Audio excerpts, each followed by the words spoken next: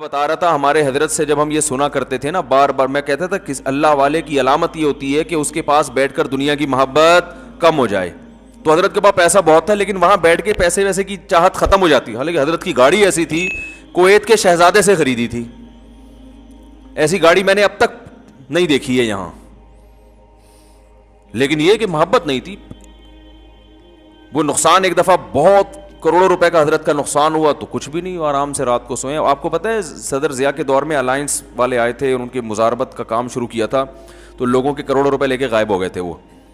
تو اس پہ جن لوگوں کا نقصان ہوا نا، کوئی کو ہارٹ اٹیک ہوا، کئی برین ہیمریج سے مر گئے. تو ہمارے حضرت کا بھی بہت بڑا پیسہ اس میں ڈوب گیا تھا. تو حضرت کو تو کچھ بھی نہیں، حضرت نے ایسے ہاتھ جھاڑا، چلو ویسے بھی مسافر خانہ ہے، مرنا تو ہے، کھانے کو تو مل رہا ہے نا بس. تو جب حضرت کو اطلاع ملی نا فلاں کا بھی انا للہ ہو گیا. اب دیکھو اللہ کے بندو، تمہیں روٹی مل رہی ہے یار، تم سونے کی تم سے گھر کسی نے نہیں چھینا. چلو ذاتی گھر نہیں تو کرائے کا تو ہے نا.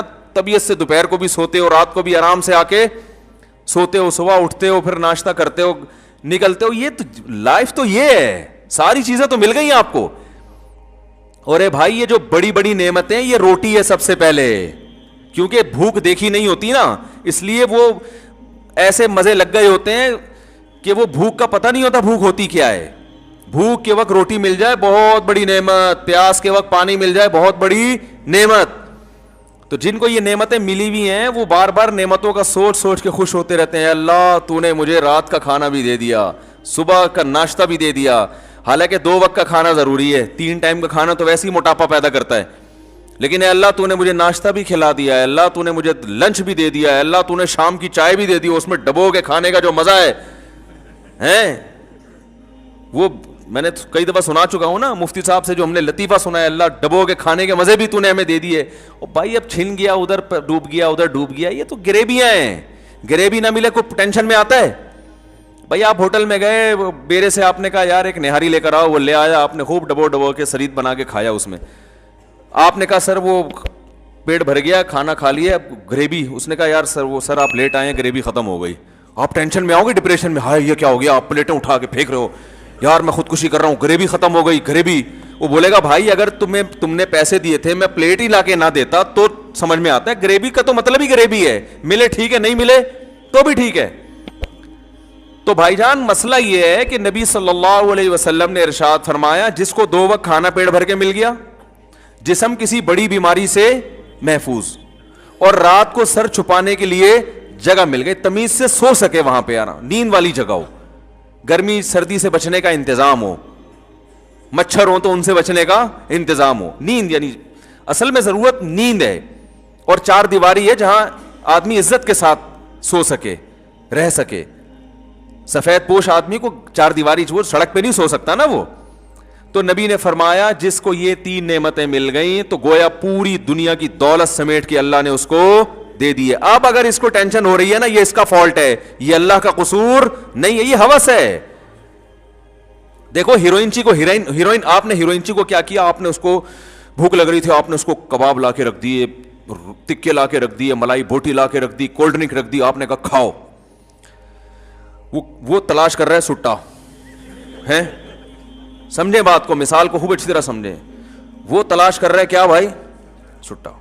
آپ کو اس پہ ترس آیا، آپ نے کہا کپڑے بھی پھٹے پرانے ہیں اور بدبو بھی آ رہی، آپ اپنے گھر کے واش روم میں لے گئے، آپ اس کو شیمپو سے تیزاب سے نہلا دیا آپ نے اس کو، کیونکہ وہ عام شیمپو سے نہیں، یہ چرسی ہیروئنچی جو ہے نا ان کی بدبو ختم نہیں ہوتی. آپ نے چلو تیزاب زیادہ ہو گیا، ڈیٹول سے نہلا دیا اس کو ٹھیک ہے نا، ڈیٹول سے نہلایا، سروس کروائی، خوبصورت کپڑے پہنائے اس کو. کیا ان چیزوں سے ہیروئنچی کو خوشی ہوگی؟ وہ تلاش میں یار چھٹا. تو آپ نے اس پر احسان کیا، پھر اس کی جیب میں آپ نے کچھ پیسے بھی ڈال دیے کہ جا بھائی کہیں دوبارہ رات کو ڈنر کی ضرورت پڑے تو میری طرف سے وہ شنواری میں کھا لینا جا کے، یا سلاطین میں کھا لینا، یا یہ کھا لینا. اب پھر بھی ٹینشن ہو رہی ہے تو آ کے کہہ رہے سر پھر بھی ٹینشن ہے مجھے. تو آپ کہیں گے اب جو تجھے ٹینشن ہو رہی ہے یہ میرا فالٹ نہیں ہے، میں نے سخاوت کے دریا بہا دیے، اب یہ تیرا اپنا فالٹ ہے کہ تو نے ایسی چیز کی محبت دل میں پیدا کر لی جو چیز میں نے تیرے لیے پیدا نہیں کی ہے، وہ تیری ضرورت بنائی نہیں ہے، تو زیادہ مزے لینے کے چکر میں ہے.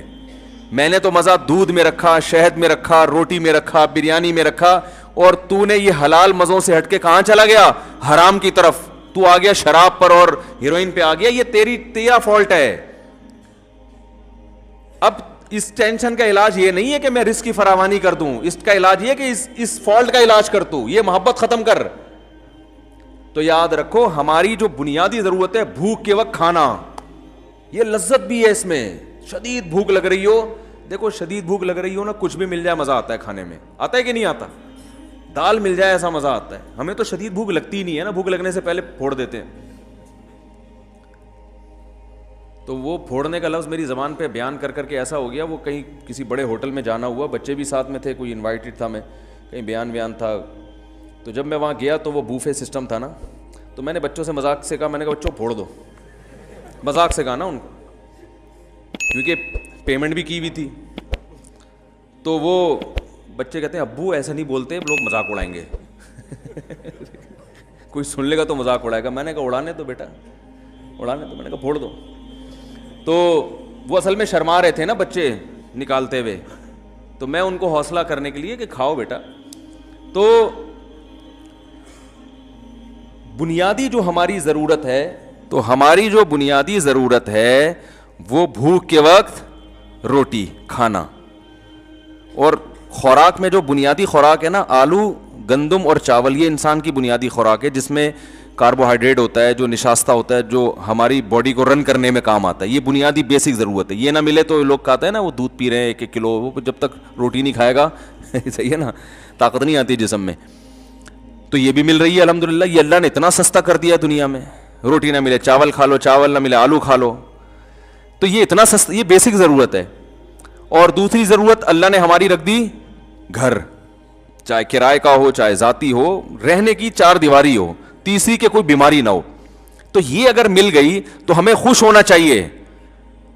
سمجھ رہے ہیں نا, اللہ ایسا کھا رہا ہوں ماشاءاللہ, بھوک سے بھی پریشان نہیں ہوتا, اور سونے کی جگہ بھی تو نے مجھے دے دی ہے, اور پہننے کے لیے لباس بھی مل گیا ہے, جو یہ بیسک ضرورتیں پوری ہو گئی, بس اب بھی خوش نہیں ہو رہا, تو اللہ کی قسم یہ اس کا اپنا فالٹ ہے. صحیح ہے نا, اس کا اپنا فالٹ ہے. یہ ہیروئنچی ہے.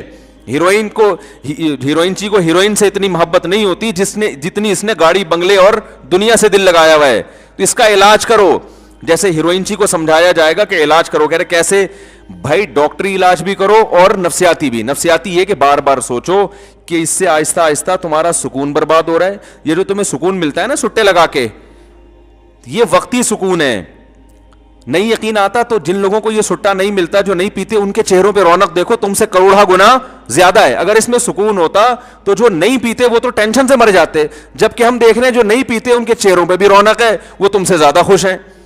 تو یہ بار بار وہ سوچے گا تو چھوڑنے پر آمادہ ہوگا نا, پھر وہ علاج کی فکر کرے گا. بھائی بتاؤ, اگر وہ اس کا نظریہ ہی ٹھیک نہیں ہے, وہ کہے سکون میں وہ ہے جو پیتا ہے, تو وہ تو پاگل ہے نا, اس کا علاج ہو سکتا ہے.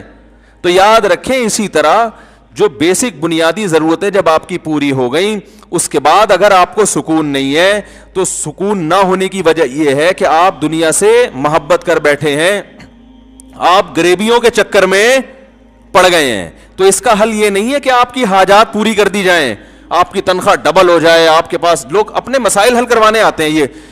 یہ کریں کہ ایک صاحب آیا, میں اتنی ٹینشن میں ہوں, میری بیگم بھاگ گئی ہے اور علیحدگی کا مطالبہ کر رہی ہے, اور 1 سال سے میں اس کو منا رہا ہوں, مان نہیں رہی. تو میں نے کہا بھائی آپ کے دل میں اس کی محبت بہت زیادہ ہے, ٹھیک ہے نا, تو اس لیے آپ ٹینشن میں آ گئے. اگر وہ آ گئی تو جو ٹینشن آپ کو ہو رہی ہے وہ اس کو ہونا شروع ہو جائے گی. ٹھیک ہے نا, کیونکہ اس کے ایٹیٹیوڈ سے لگتا ہے کہ جتنی آپ کے دل میں اس کی محبت ہے, بالکل اسی حساب سے اس کے دل میں آپ کی نفرت ہے. کیونکہ آپ اتنا پیچھے پڑ گئے پھر بھی نہیں آ رہی, تو اس کا 1 سال کم تو نہیں ہوتا نا. میں نے کہا یہ اس کی علامت ہے کہ آپ جتنا اس سے چاہتے ہیں اتنا ہی وہ آپ سے باقاعدہ ماشاءاللہ نفرت کرتی ہے. تو جیسے آپ کی محبوب چیز ملنے سے آپ کو خوشی ہوگی, تو اس کی قابل نفرت چیز ملنے سے اس کو ٹینشن ہوگی کہ نہیں ہوگی؟ کیا ہو گیا بھائی, بات صحیح کر رہا ہوں کہ نہیں کر رہا؟ تو میں نے کہا آپ اس پہ خوش کہ وہ آپ کو مل جائے, وہ اس پہ خوش کہ آپ اس کو نہ ملے. تو اب میں نے کہا اس ٹینشن کا حل یہ نہیں ہے کہ وہ آ جائے. وہ کیوں آئے گی بھائی؟ اللہ نے چاہتے پوری کرنے کی جگہ دنیا رکھی نہیں ہے.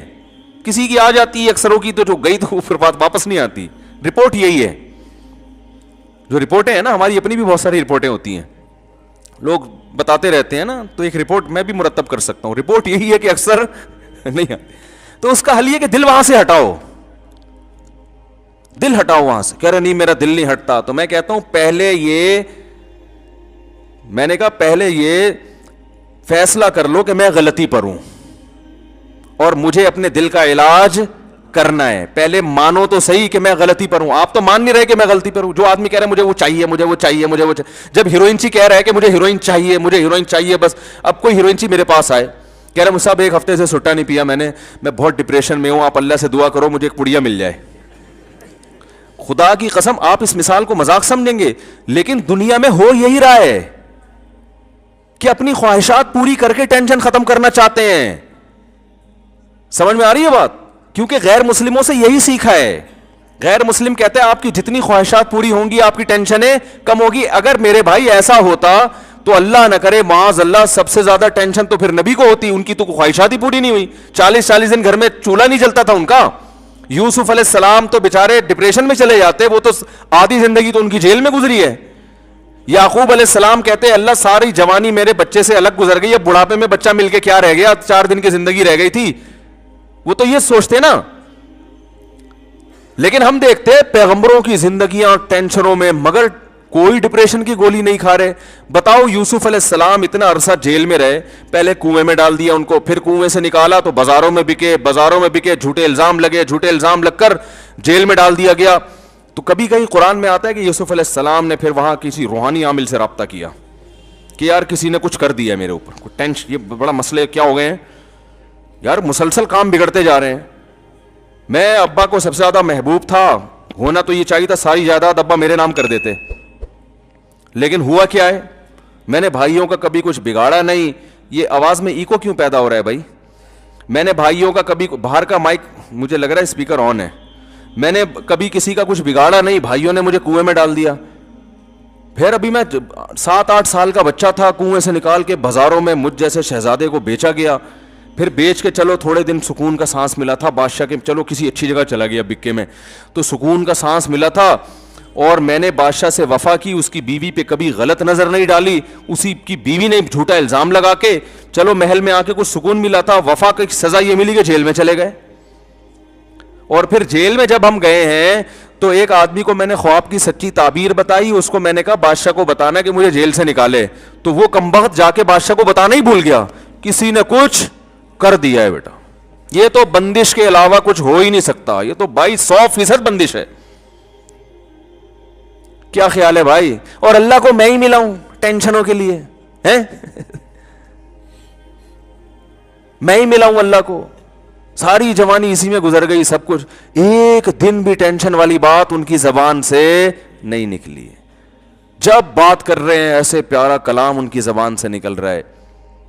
جب اتنی ٹینشنوں کے بعد بادشاہ کے محل میں پہنچے نا, اور وہ دروازے بند کر کے اس کی بیوی نے زنا کی دعوت دی, کوئی اور ہوتا کہتا بھائی میں تو ٹینشن میں ہوں, میں تو کر لوں تو میرے لیے تو گنجائش ہے, مجھے تو یہاں نکاح کون کرے گا, اجنبی ہوں, ہے نا.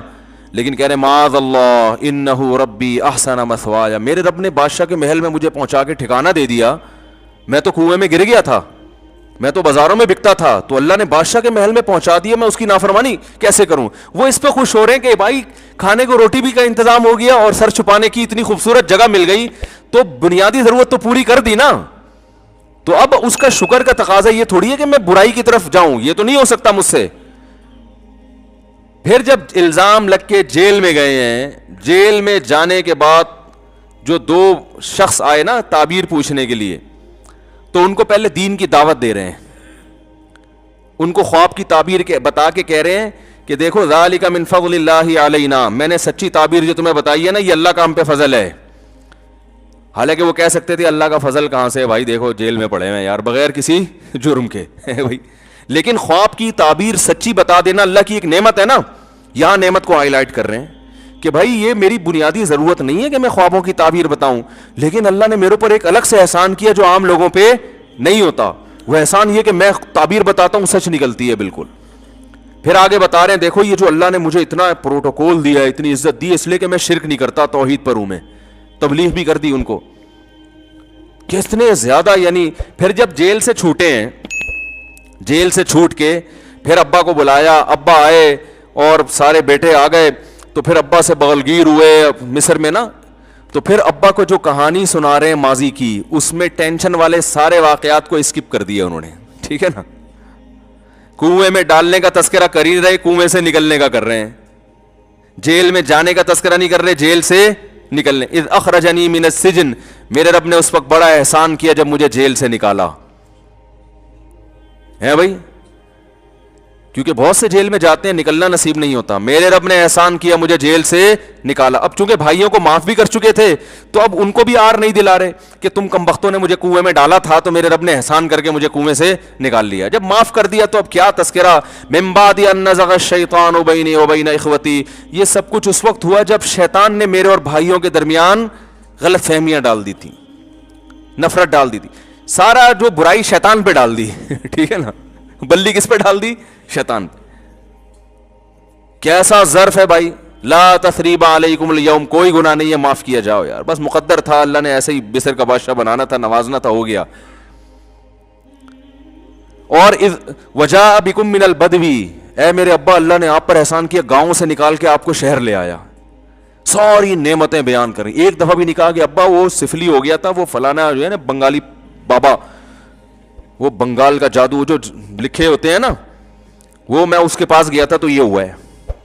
وہ جو بابا بیٹھا ہوتا اس کے تو وارے نیارے ہو جاتے. حضرت یوسف علیہ السلام نے بیان کیا, اے اللہ, اپنے والد سے کہا جا بکم من البدوی, اللہ آپ کو گاؤں سے لے کر آیا, دیہات سے لے کر آیا. کیسا صبر, کتنے آرام سے اس غموں کو, اس لیے کہ بھائی یہ تو دنیا میں جو بنیادی ضرورت کی چیزیں تھیں وہ تو بہرحال مل رہی تھی. خواہشات پوری کرنے سے کبھی بھی سکون نہیں ملے گا. خواہشات پوری ضرور کریں, ہوس نہ کریں, پوری ہو گئی اچھی بات ہے, گریوی مل جاتی ہے خوش ہوتا ہے آدمی, چلو یار روٹی بیوہ ہو گئی تھی, روٹی بیوہ ہو جاتی ہے نا وہ, تو اب چلو یہ دبو کے کھا لیں گے روٹی بھی. گریوی کا جو فلسفہ ہے وہ یہ تھا کہ روٹی بچ جائے, ضائع نہ ہو جائے نا, اور نہیں ہے تو کوئی بات نہیں, کھا تو لیا نا ہم نے, تو بنیادی ضرورت تو پوری ہو گئی. اب ٹھیک ہے, لوگ کیا کرتے ہیں, فلاں کے پاس ایسا, فلاں کے پاس ایسا, تو بھائی فلاں بھی مر کے ختم ہو جائے گا تھوڑے دنوں میں, ٹھیک ہے نا. بڑے بڑے آئے مر کے چلے گئے, قبر میں آپ کی اس سے ملاقات ہوگی, ایک ہی کنڈیشن میں ہوں گے دونوں.